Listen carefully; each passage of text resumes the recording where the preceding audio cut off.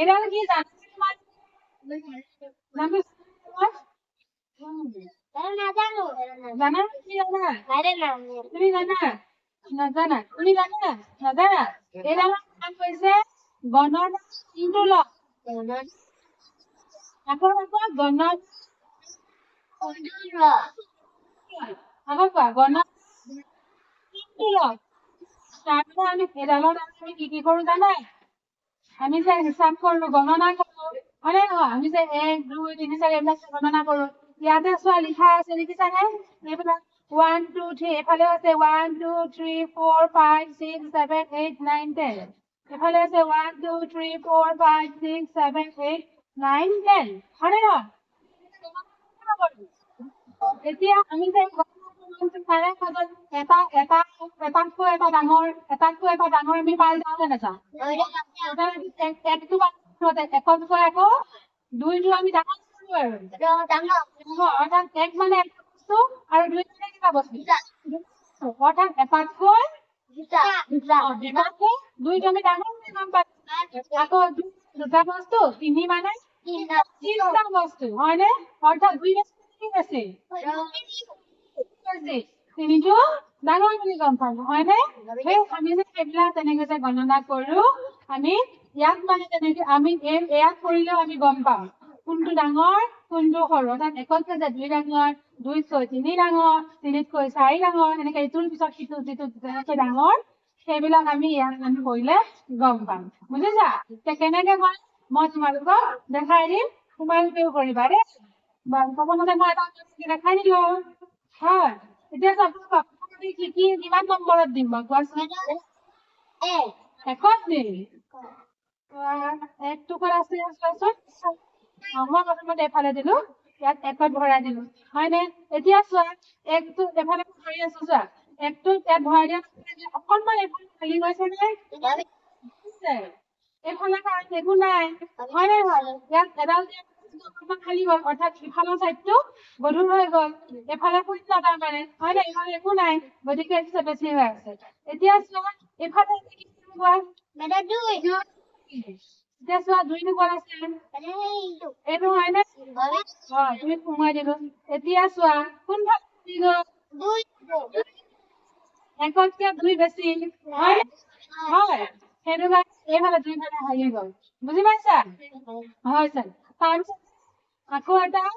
আকৌ বেলেগ এটা সংখ্যা দিবা এতিয়া অকণমান হেৰি কৰা এতিয়া কোৱাচোন বাকী বেছিকে কোৱা অকণমান ডাঙৰ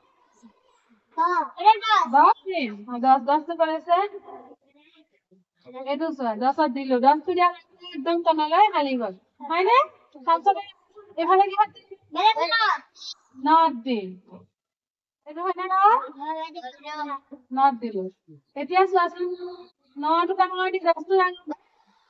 10ৰ বেছি হৈ গ'ল সেইকাৰণে এইফালে তললৈ গ'ল আৰু এইফালে হেৰি হৈ আছে অৰ্থাৎ 9কে আমি 10 বুলি 10টো ডাঙৰ বুলি গম পাইছো হয়নে নহয় গম পাইছা বুজি পাইছা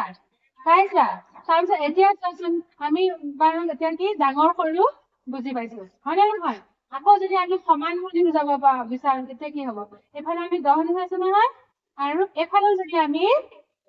আকৌ 10ত দি দিলো এইফালে চোৱা এতিয়া দুইটা চাইড সমান হৈ যাব চাবা হা চোৱাচোন দুইটা চাইড এতিয়া সমান হৈ গৈছে নে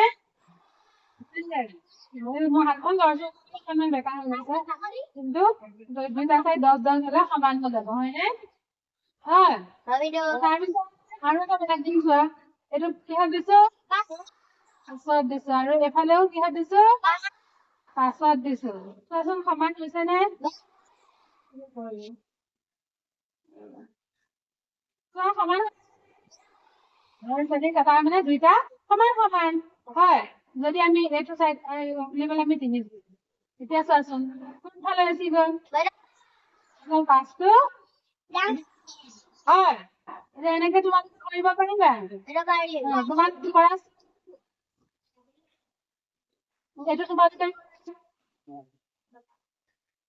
নিজে নিজে কৰা তোমালোকে কৰা মই কম কি সংখ্যা ল'বা মই কম দেই কোৱা লোৱাচোন দিয়া কি সংখ্যা ল'বা লোৱা 6 লোৱা এফালে 6 দিয়া